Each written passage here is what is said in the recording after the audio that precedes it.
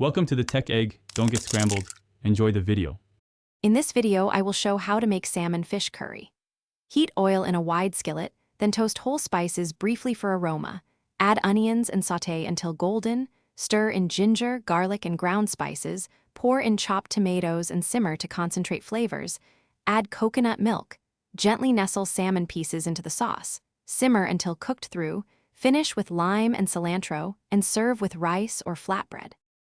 Start by prepping everything so cooking feels relaxed and smooth. Slice onions thinly and keep ginger, garlic, and spices ready in a bowl.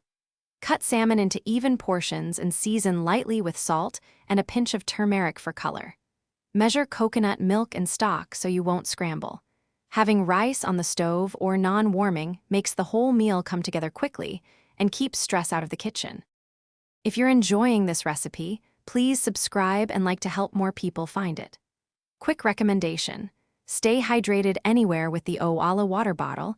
It fits cup holders and keeps water cold while you hustle through prep and tasting, which I always need when testing spice levels. Check the description for the link and other deals. Grab one if you want. Now let's get back to the video. Cook with gentle heat and patience for best results. Toasting spices first gives a fragrant base, then cook onions until soft and sweet before adding tomatoes and coconut milk. Simmer until the sauce thickens and flavors meld, then add salmon and poach gently, timing by thickness so fillets stay tender.